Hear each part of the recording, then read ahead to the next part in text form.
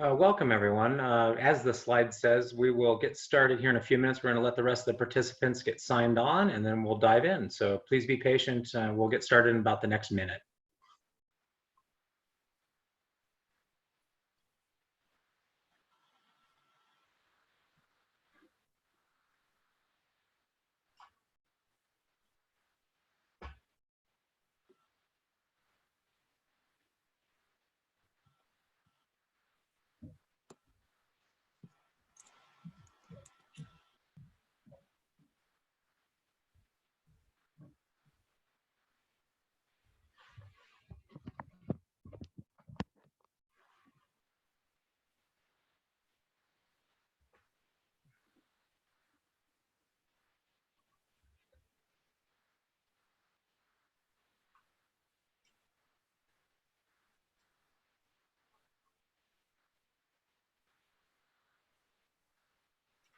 All right, well, I think we're ready to get going. My name is Scott Reichenberg. I'm with the Colorado Group. I'm the president of the organization.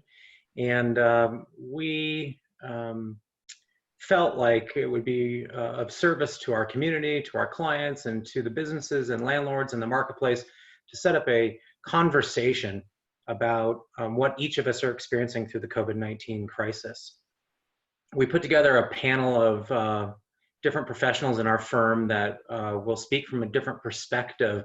And we'll kind of start here in a second. I'll turn it over to each one of the panelists to give kind of a short summation of the perspective of from the tenant thinking, from a landlord thinking, and then we'll take a look at what does the future hold. And as we all know, it's ever changing, and moment by moment, hour by hour, it seems the landscape that we all have to operate in is changing. But what we thought would bring real value to those tenants and landlords out in the marketplace is to hear from active brokers that are in the trenches helping facilitate these conversations, and really what a tenant and what a landlord should do to what their expectations should be in the relationship, and how we all really can work together, because we're all trying to survive this together. Before we jump in, I just want to say a special thanks to the Chambers for promoting this and extending the invitation, and all those that heard about this through word of mouth and have joined us today. Couple of ground rules, or kind of how this will work. We're going to hold the chat open for about an hour. We're going to spend a few minutes with each of the panelists, as I noted, to do sort of an opening statement, and then we're really going to take a bunch of questions. And the way that will work, based on the number of participants here, is the chat function at the bottom of your screen. Please click on that, send your question. I will filter them, and then I will restate them to the panelists, and we'll sort of go through them one by one. So I think we're at a place where we can probably jump in, and I'm going to go ahead and turn it over to Jeff Levy. He's been with us for about 5 years and has lots of experience on the tenant rep side. So we thought it would be good to sort of hear his perspective and some of his thinking. So Jeff, if you want to jump in here and take over. Great, thanks Scott. Hi everyone, good to be with you today. First of all, I hope you and all your loved ones are healthy and doing well. As Scott mentioned, my name is Jeff Levy, and I've been involved with commercial real estate in various capacities for about 20 years, the last 5 of those with the Colorado Group, working mostly with tenants all over the metro area. So as most of you are probably aware, the last 5 days or so have brought some pretty significant news and changes that impact and influence commercial real estate and potentially tenant-landlord relations during this public health crisis.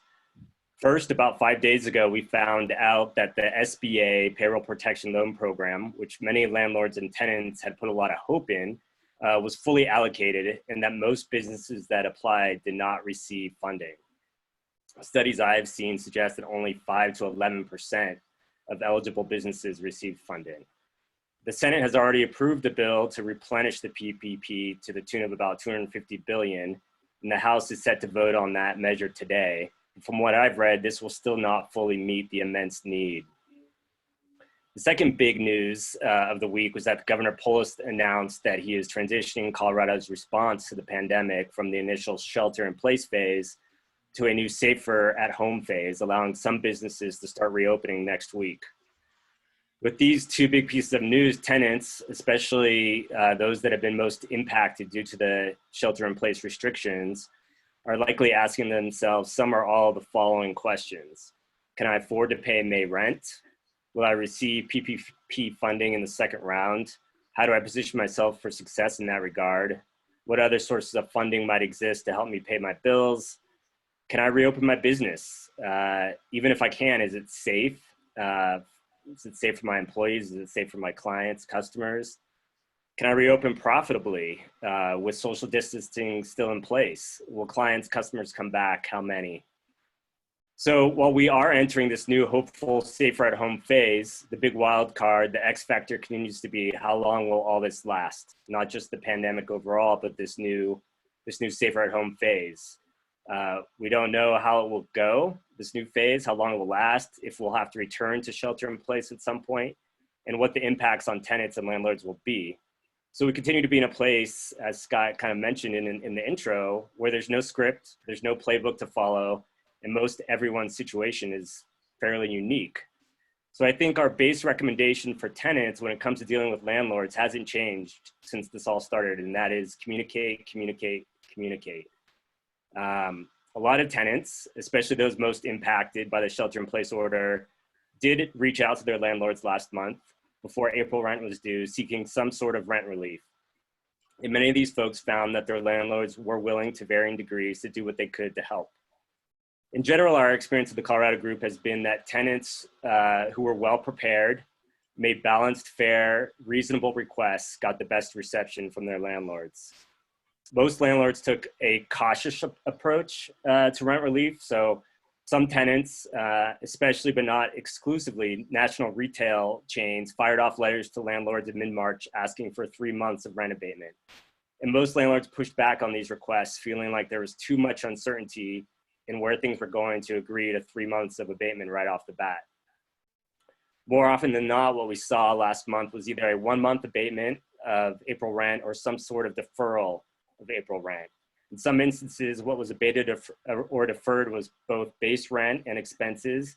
In other cases, landlords were still looking to the tenants to cover expenses, building expenses, the triple nets in the lingo, the industry lingo. In some cases, landlords did give multiple months of relief and perhaps added those months to the end of the tenant's current lease term. In some cases, tenants were fine paying April rent because they had received some revenue in March, but actually requested May rent relief due to the anticipated lack of revenue in April.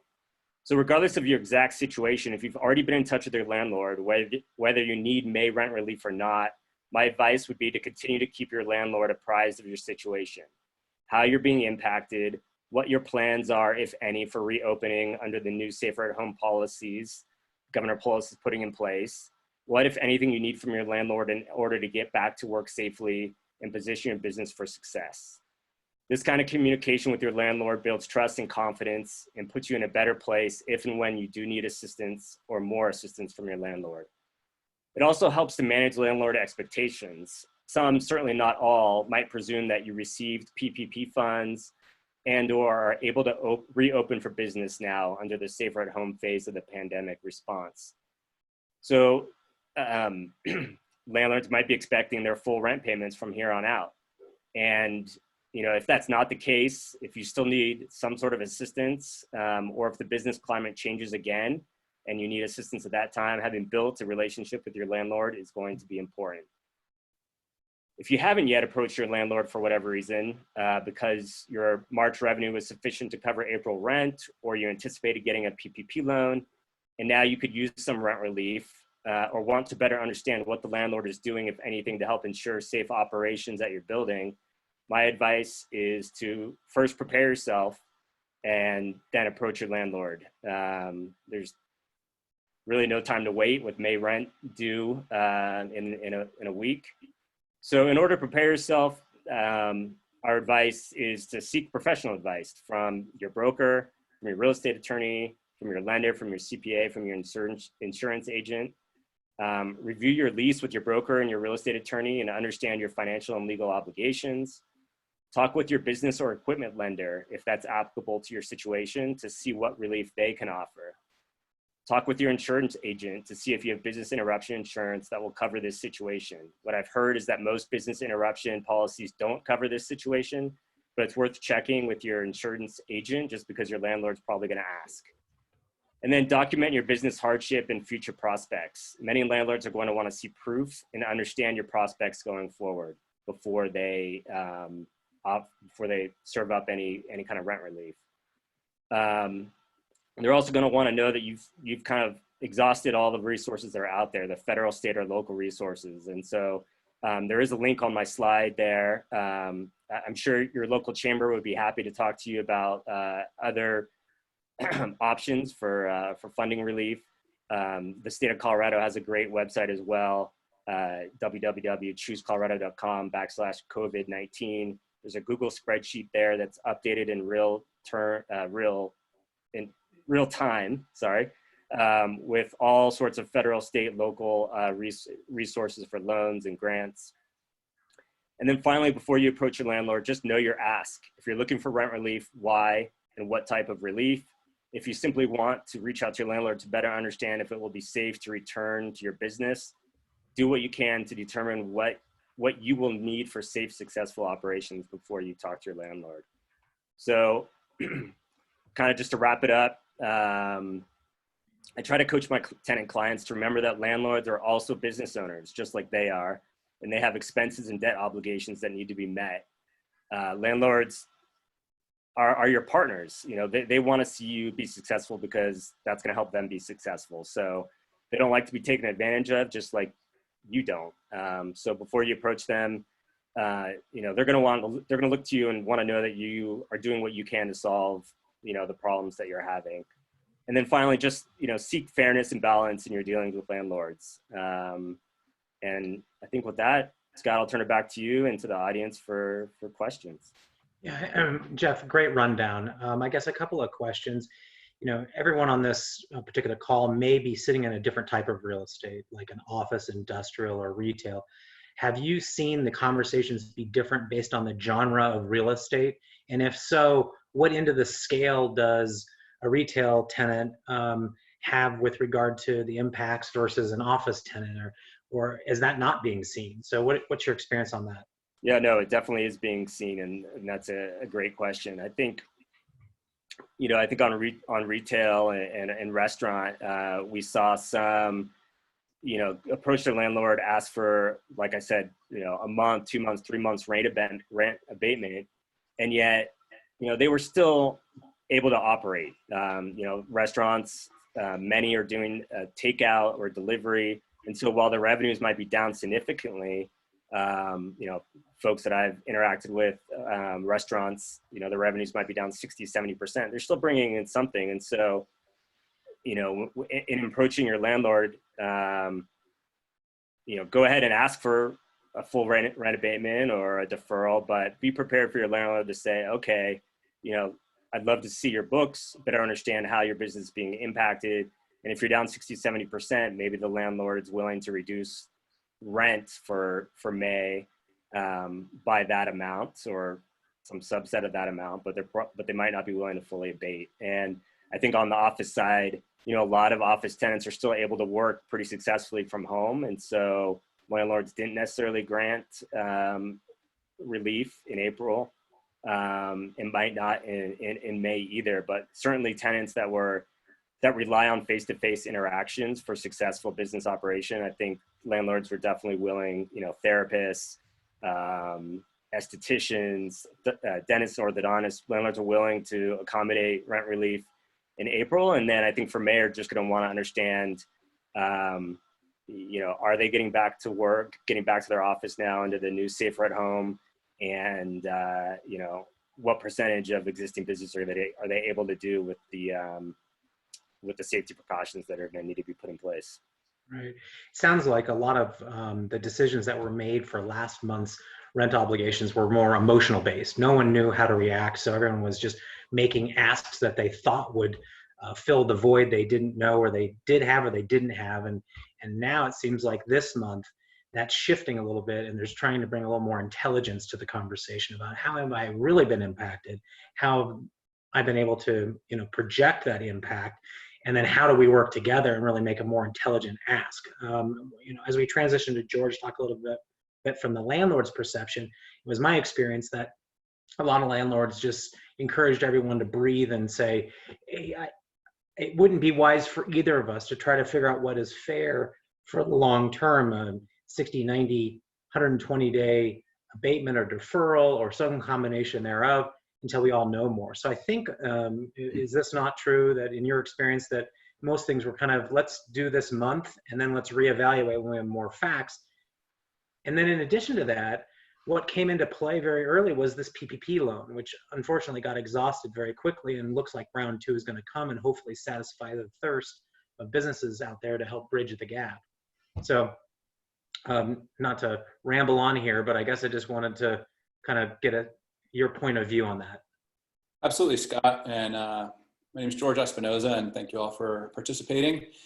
What we've seen is real estate in general is a little bit slower moving. It's not like the stock market where it's jumping around all over the place. So you have time and you can make decisions. We saw people make rash decisions and, abate rent for 2 or 3 months in order to try to help their tenant, because obviously they want their tenant to succeed so that they continue to pay rent in the future, only to then find out about the PPP program and realize that those tenants could have been paying rent with federal money, which would have been forgiven, at least a portion of it. So I think it is important to definitely take time to make a good decision. And part of that is my first bullet point here, which is really just to communicate with all the different people that as a landlord one generally interacts with. And if nothing else, it gives you an opportunity to reconnect with these people if you haven't in a while. Brokers, even if you're not using your broker to renegotiate the lease, brokers are in the middle of this, and we see both sides of it. We see a lot of different deals. And here at the Colorado Group, for example, there's approximately 30 brokers, and we have sales meetings every week, and we hear each other's stories. And so I know from my experience in my clients what's been happening for them, but then I also get to listen to all the other brokers' experiences as well. So we have a great depth of knowledge, particularly here at the Colorado Group, just because of the large number of brokers. But then also talk to your accountant to find out, what some of the implications of the decisions are, or what different programs are available.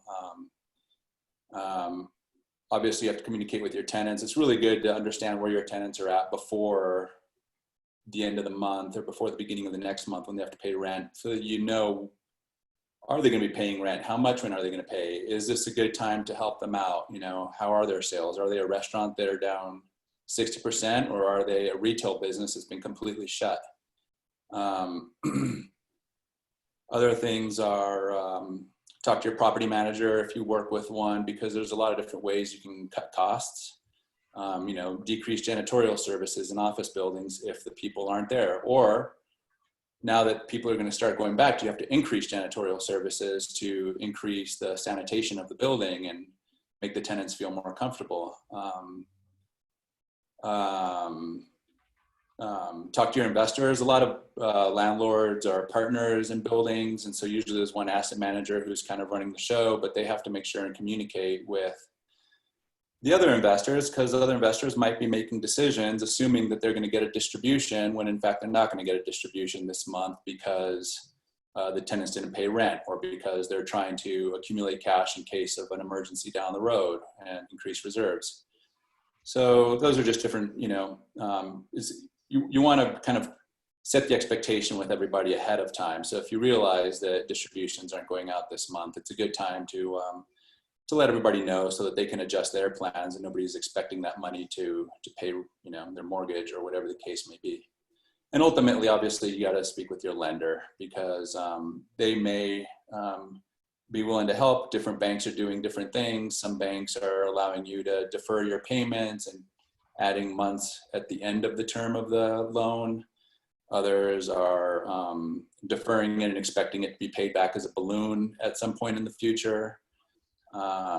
There's just different banks are approaching this differently.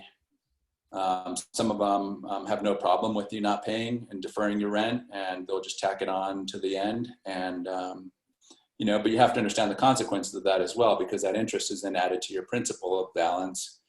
And so your principal payoff is going to start slowing down, will slow down. So it kind of takes you into my next bullet point here, which is just understanding the financial consequences of the decisions. Understand what, pull out your Excel spreadsheet or talk to your property manager and discuss with them, what's going to happen if you defer rent for your tenant? What's going to happen if you don't pay your mortgage? What are how is that going to affect your cash flow? How is that going to affect your, ultimately your NOI, which is what landlords really care about, is your net operating income. And that's how your building is valued in the marketplace generally, as an investment deal. And so you want to know what the consequences are, so that before you make any decisions, hey, I can defer rent for 2 months. I have the reserves to make the mortgage payment, or I don't have the reserves to make the mortgage payment. I got to talk to the lender and defer my mortgage. It's just important to know exactly what, how all the dominoes are going to fall before agreeing to any particular deal with either the lender or the tenant, or, the contract with the landscaper, or, everybody that's involved in operating the building. Ultimately, once you've decided how to make these decisions, and you decide to abate rent, or defer mortgage payments, or change the contract with the landscaper and the janitorial service or whatever, call your attorney, formalize it. And the other thing with calling your attorney, it's also great because they're seeing a lot of deals as well. And so you can ask them. They're perfectly open usually to telling you, hey, I've seen things that are extreme on this end and things that are extreme on the other end. And then there's everything in the middle. And these are different ways that people are negotiating these different situations. And so real estate attorneys are another group that are seeing a lot of transactions and can be really helpful in making decisions. And then, getting to sort of dovetailing into what Scott's going to talk about in the future is sort of how the building operation is going to be going forward now that, particularly office buildings are opening back up again. Retail buildings are going to start allowing limited services, but growing those services. And just understanding how public spaces, what the norms are regarding public spaces and access to the building, and janitorial or sanitation services, and how to make it a safe environment. Make your clients know that it's a safe environment, because it's one thing to make it safe, but if you don't tell people that you're making it safe, then you're really not reaping the benefit of the cost and you want everybody to feel comfortable to go back to work and to do what they have to do. So I think that's kind of where it leads into sort of the future of real estate. Right.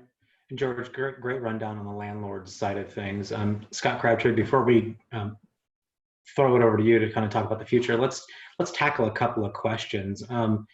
From a standpoint of the lenders, I know tenants don't really think much about that, but landlords have to be very sensitive to that. And you sort of pointed out, be in good communication with your lender. Have we seen different behaviors from different types of lenders? Those that aren't familiar with it, you really either have what's mostly deemed an institutional lender, large insurance company or something of that nature, or you've got a local bank that's got a footprint here just in Colorado, and you have a real kind of strong relationship. They're smaller in nature. Are they all behaving the same, or are they all behaving differently? Because as borrowers, the landlord, need to approach these conversations, or they're already in the middle of these conversations, which most people are. What should their reasonable expectations? What are some other deals that are happening?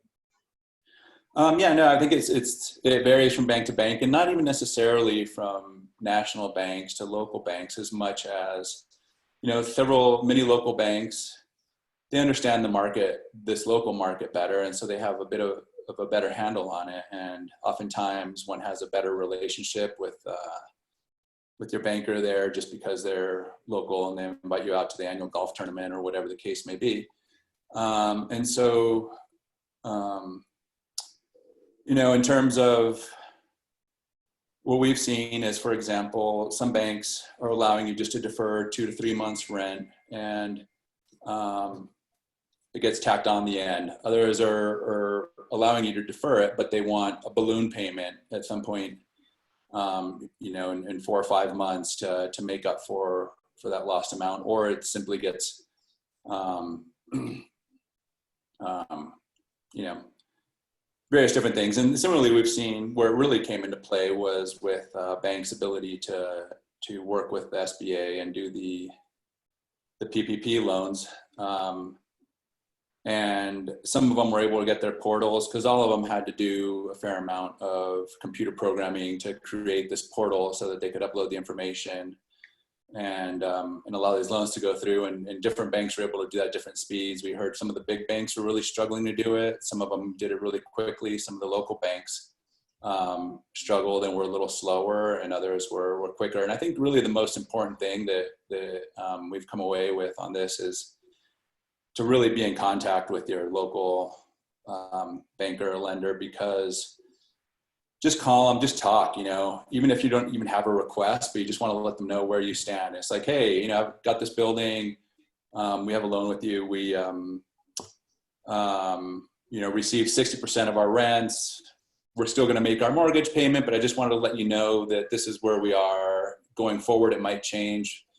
You know, they really like and appreciate the communication. And the more you communicate with them, you know, on a, you know, bi-weekly or monthly basis, or, you know, as is needed, but just making sure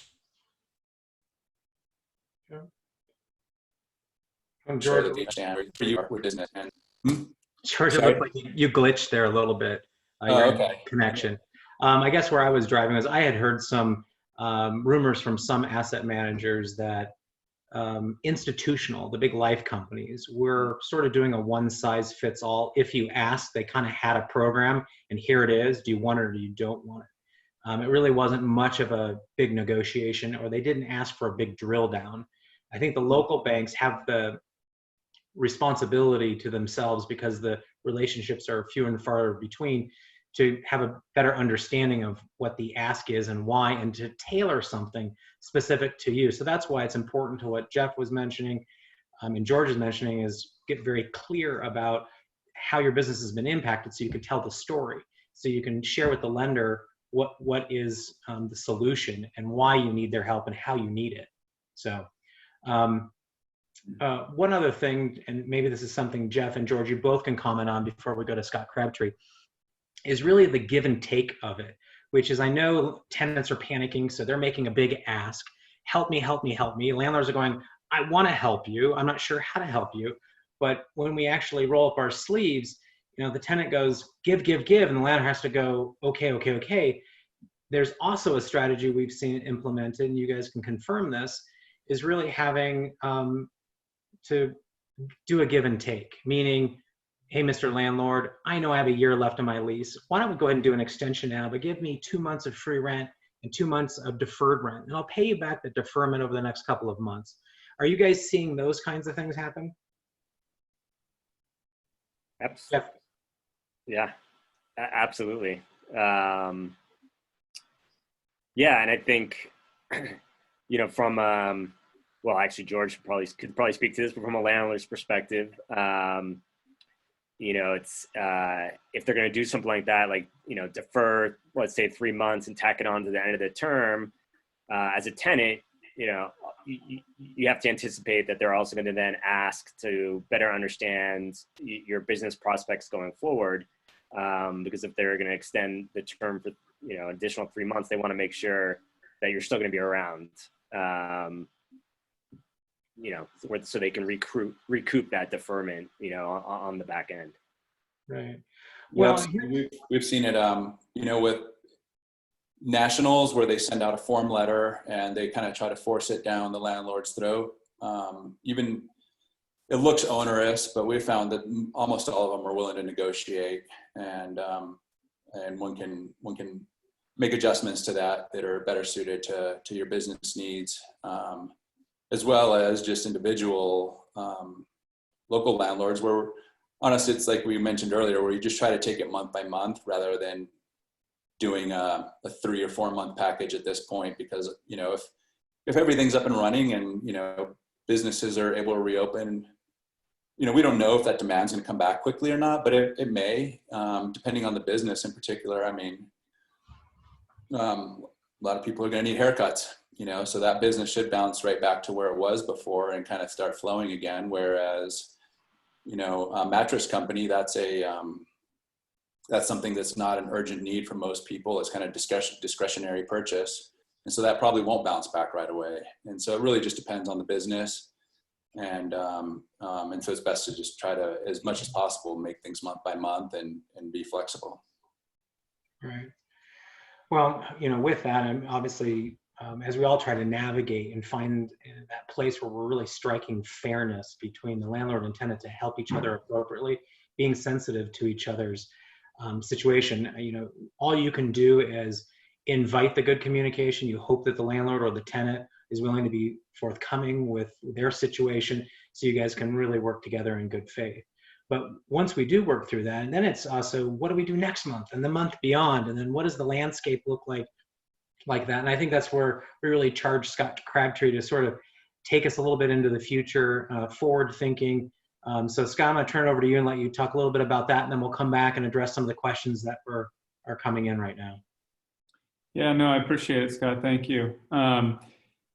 So this is all kind of working in real time, and we're going to look at it maybe from a short-term and a long-term perspective, but want to kind of look at what the future impacts are to the market overall, and then also how companies are going to work post-quarantine, you know, next week when things maybe reopen a touch, and then, you know, a few months down the road, or maybe even 6+ months. So you know, first off, I wanted to take a look, and this is specifically talking about Boulder County and East County more specifically, but the vacancy rates and what I think we're going to see come out of this.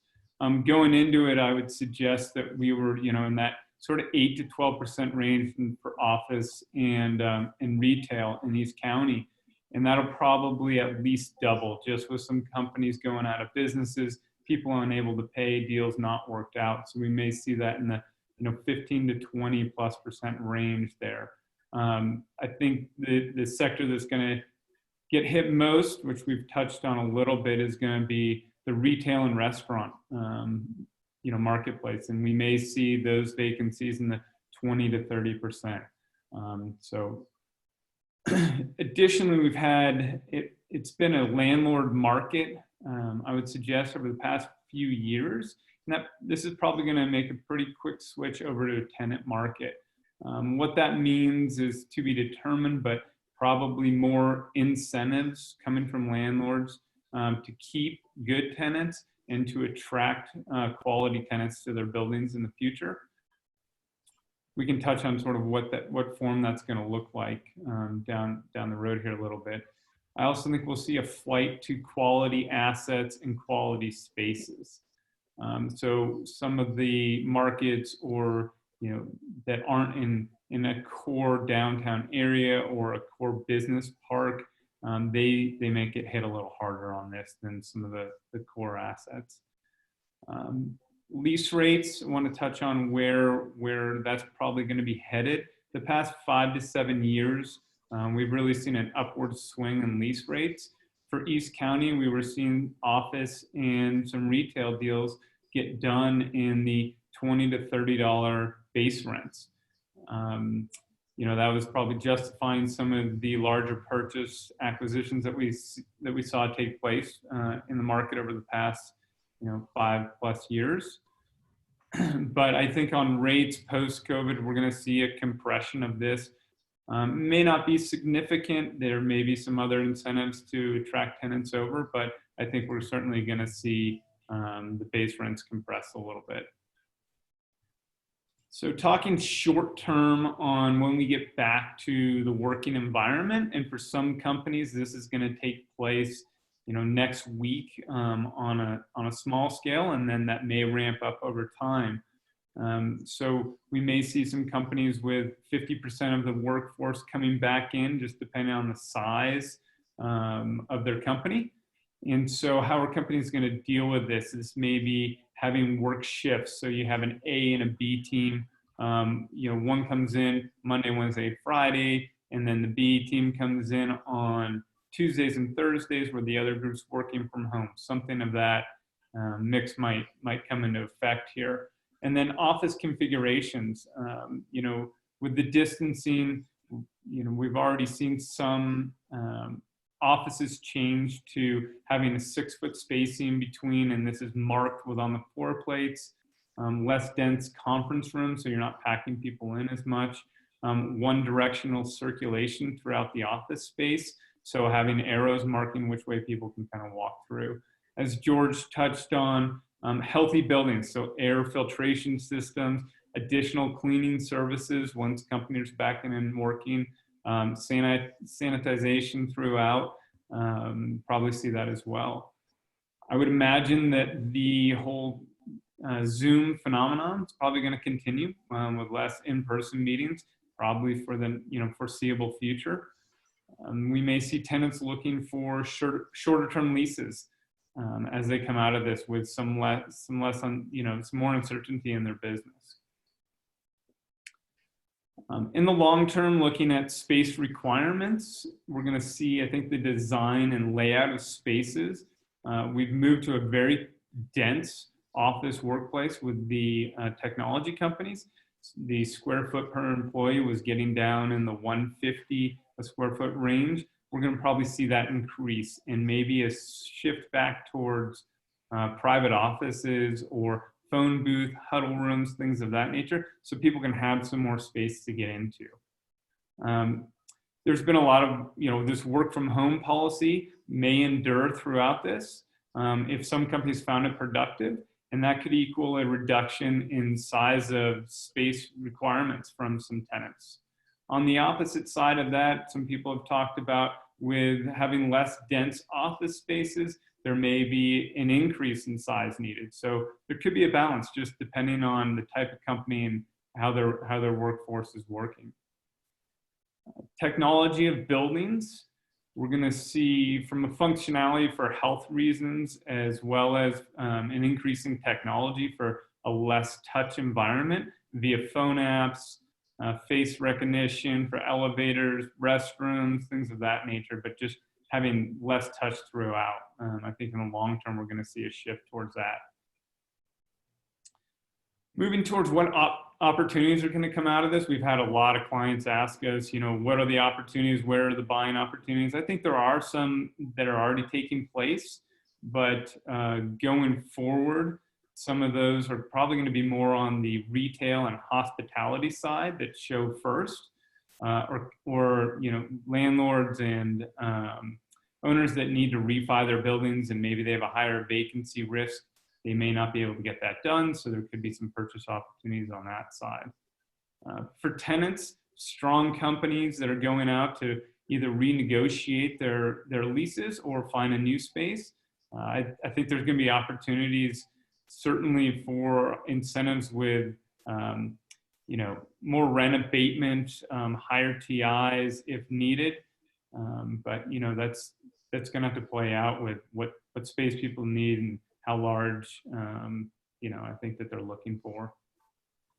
Biggest factor on this, I would suggest, is going to be the timeline for people getting back to work, and that's still kind of an unknown.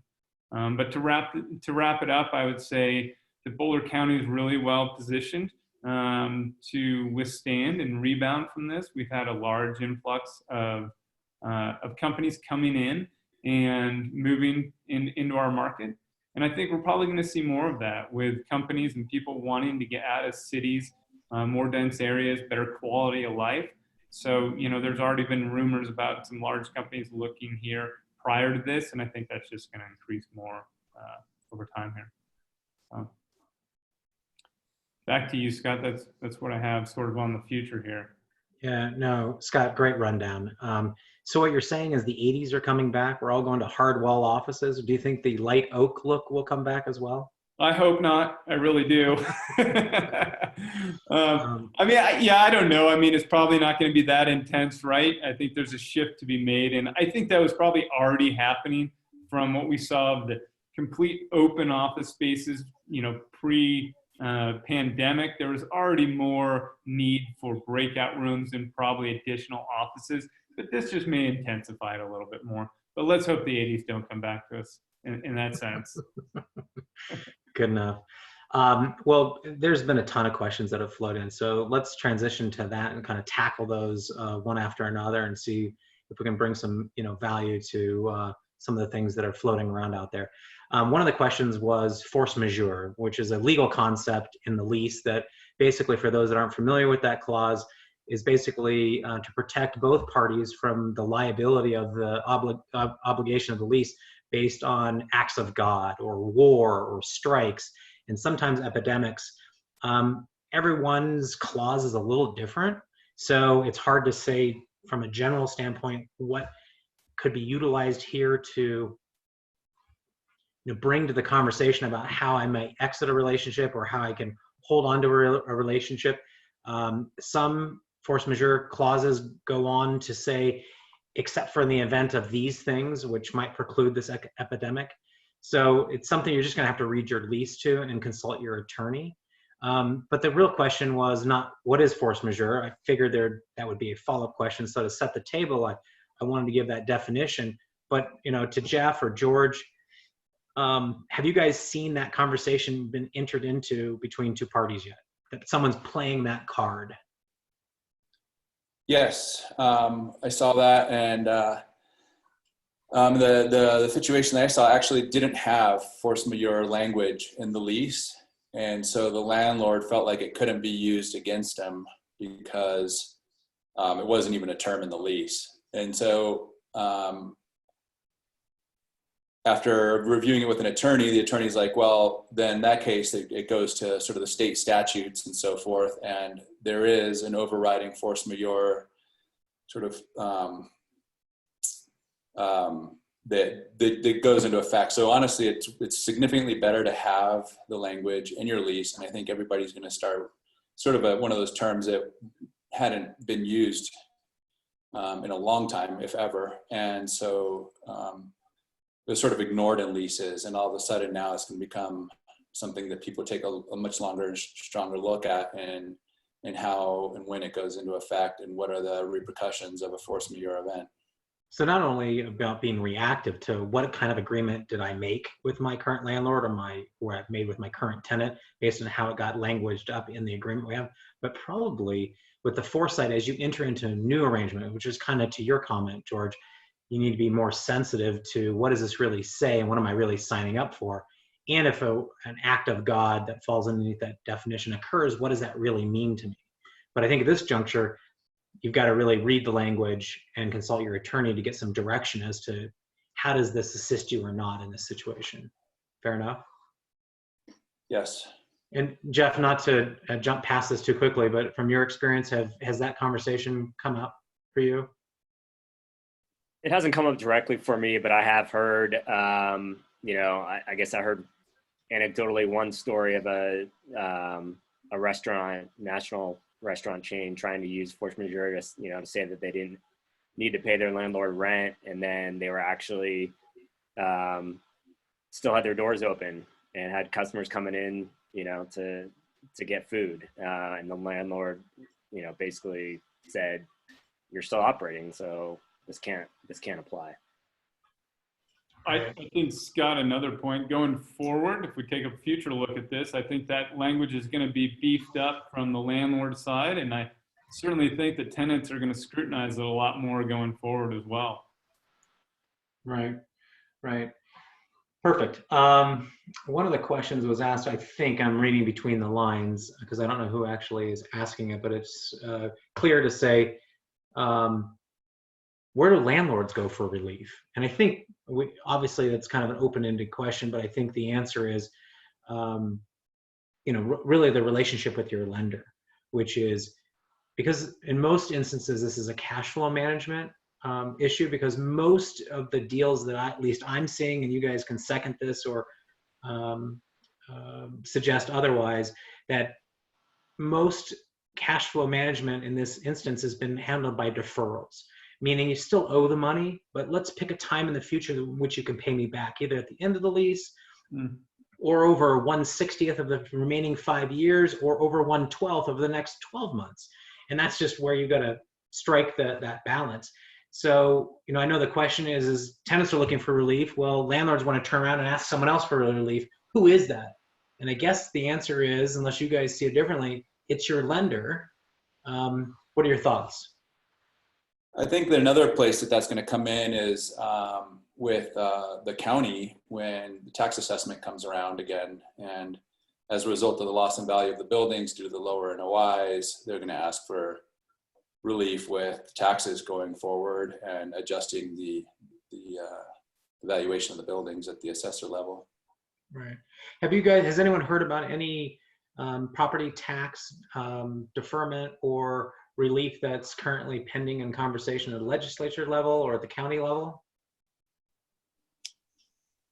What we have heard is, if you were planning on paying in April, assuming you hadn't made the half payment in February, that is now deferred, I believe, to July, or no, I think it's deferred to June, and your second payment is due in June as well. So you don't have to make the April payment. You can do it all at the June payment. And I think the way they worded that is they're just not going to charge you a penalty interest for not paying it. Right. Which nets you the same financial experience, and I'm not exactly sure how it'll be implemented, but I think what you said is the net of the experience. Right, and ultimately it's just to help you with your cash flow at this point in time rather than having to pay out, especially, on larger buildings or any building really in Boulder it's a significant chunk, so. Right.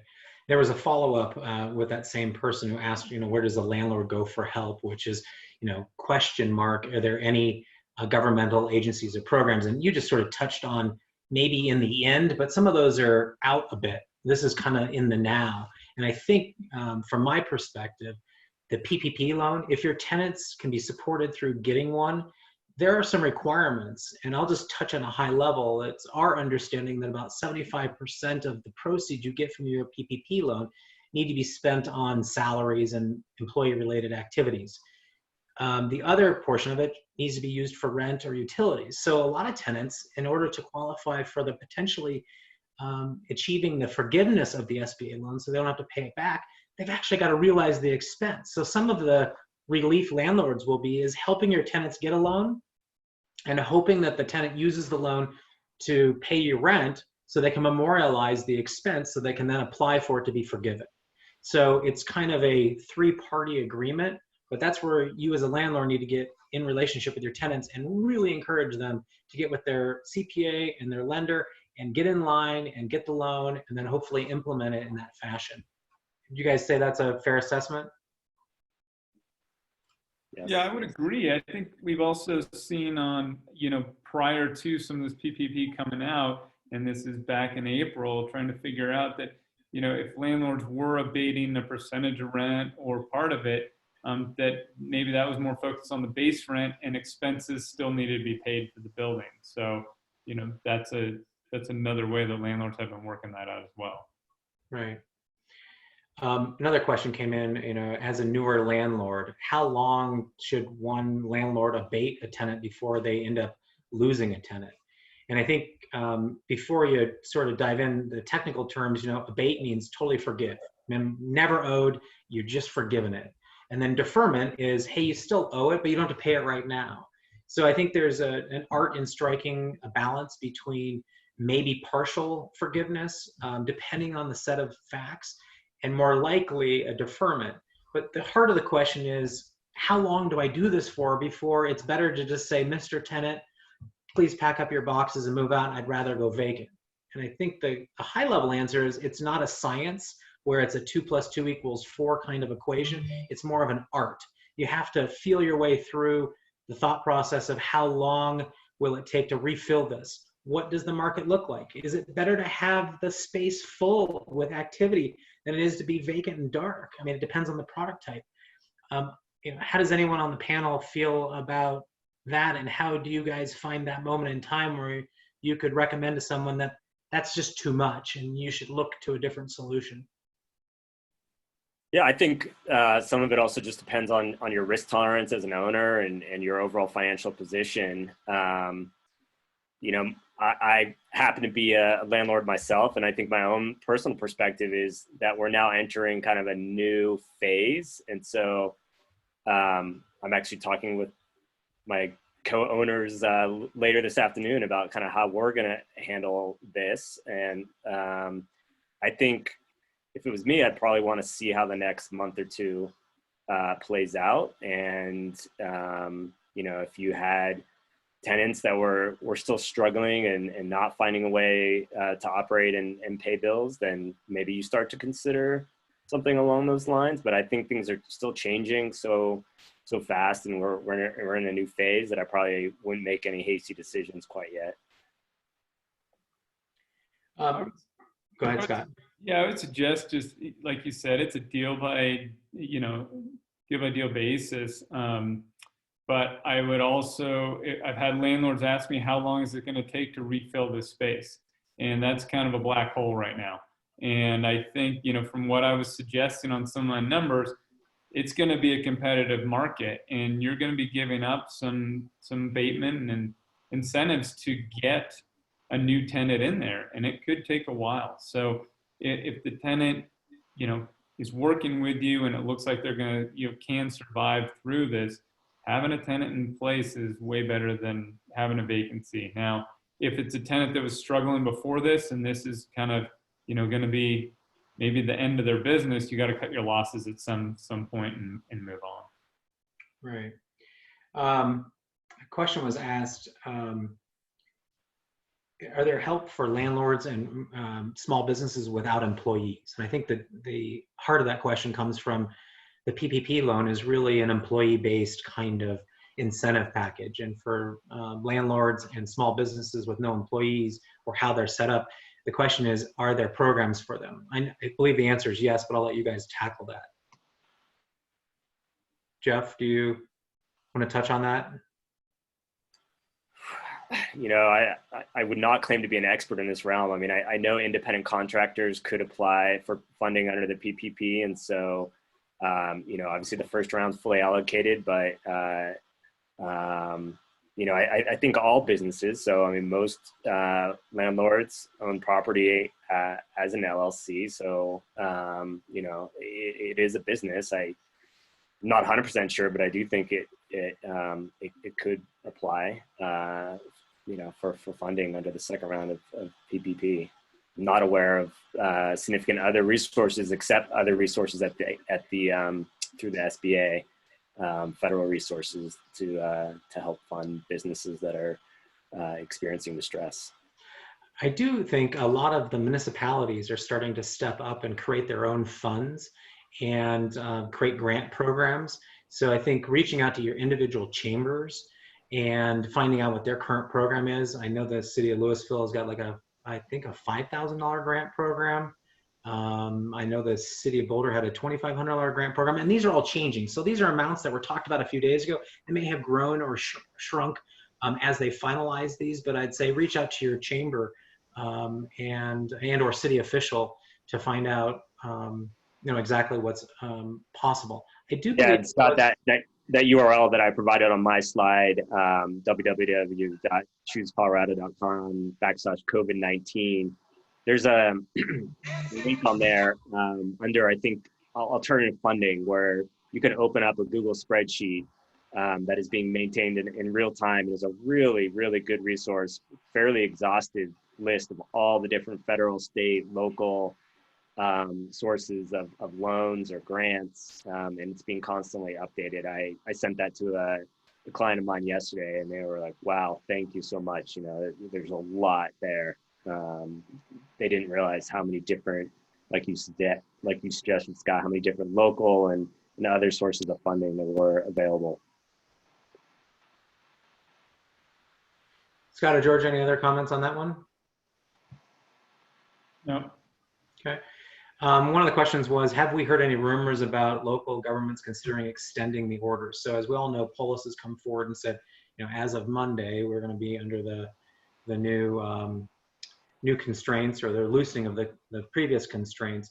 I don't actively know of any other local municipalities screwing down on the business community more than what the state has. Has anyone heard anything specific to that? I know that Denver is they're not loosening up until April 30th, so it's a few days longer. But the local municipalities, if they're stricter, they trump the state, is my understanding. But I know that most of them are trying to adhere to the government policy, to the local government policy.